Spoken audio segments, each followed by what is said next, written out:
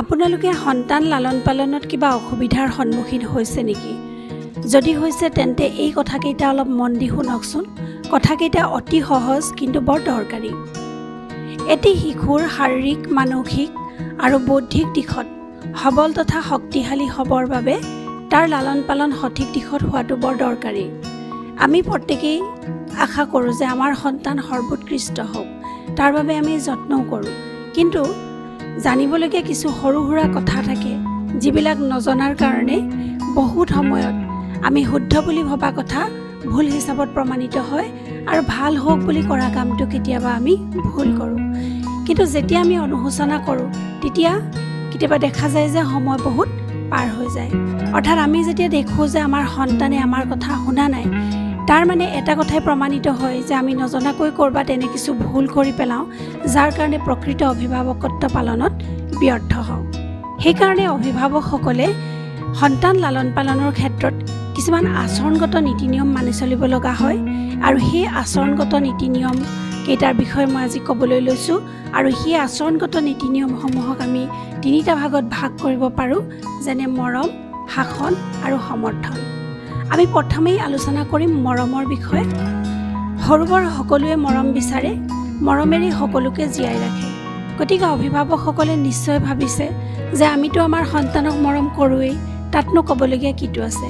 কিন্তু আপোনালোকে জানেনে যে মৰমৰো আকৌ ভাগ আছে, যেনে বুকুৰ মৰম, ভাতৰ মৰম, মাতৰ মৰম আদি। এতিয়া বুকুৰ মৰম বুলি ক'লে আমি কি বুজোঁ বাৰু?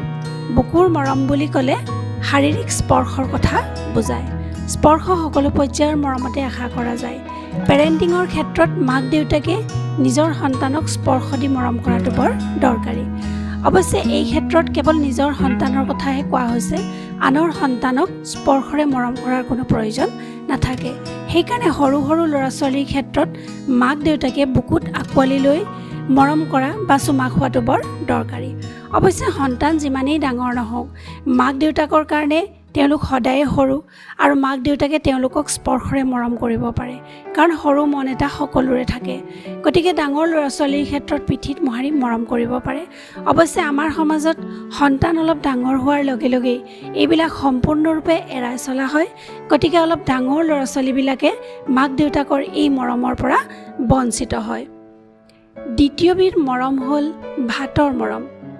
আমি মাতৃসকলে যেতিয়া ৰান্ধোঁ তেতিয়া ৰন্ধা কামটো আমি অতি মৰমেৰে কৰিব লাগে, কাৰণ কেতিয়াবা আমি বিভিন্ন কামৰ টেনশ্যনত বা তাগিদাত আমি কাম কৰোঁ, ৰান্ধোঁ।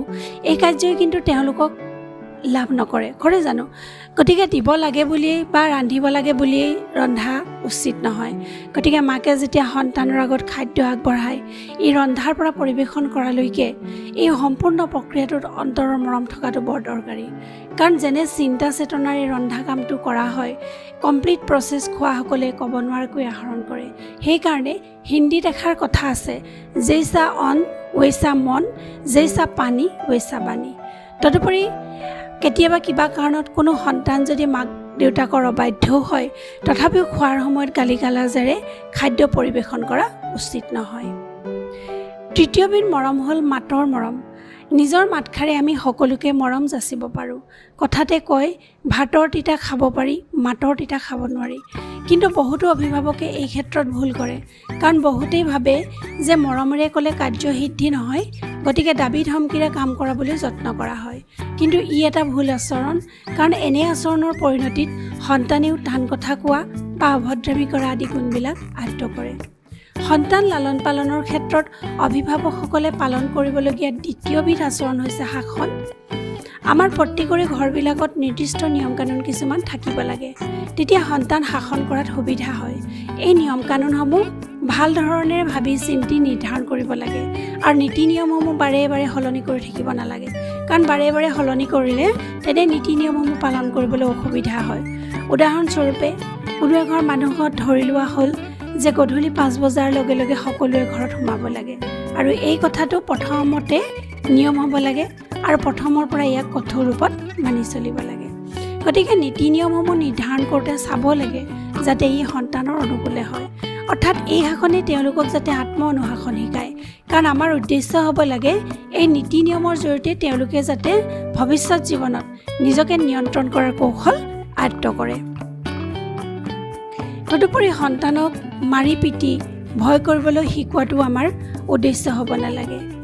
আকৌ কিছুমান ক্ষেত্ৰত শুনা যায় যে ককাক আইতাকে ল'ৰা ছোৱালীক বেয়া কৰা বুলি অভিযোগ শুনা যায়, কিন্তু ই প্ৰকৃততে সঁচা নহয়।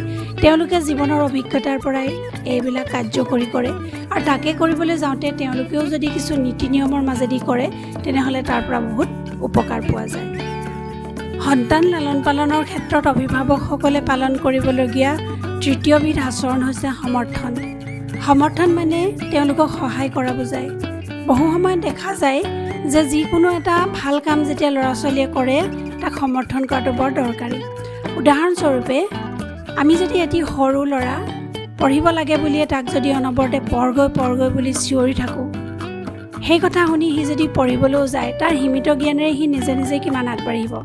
গতিকে এই ক্ষেত্ৰত তাক সহায় কৰাটো বৰ দৰকাৰী, আৰু যদি অভিভাৱকে নিজেই নোৱাৰে তেনেহ'লে অভিজ্ঞ ব্যক্তিৰ সহায় দিয়াটো বৰ জৰুৰী।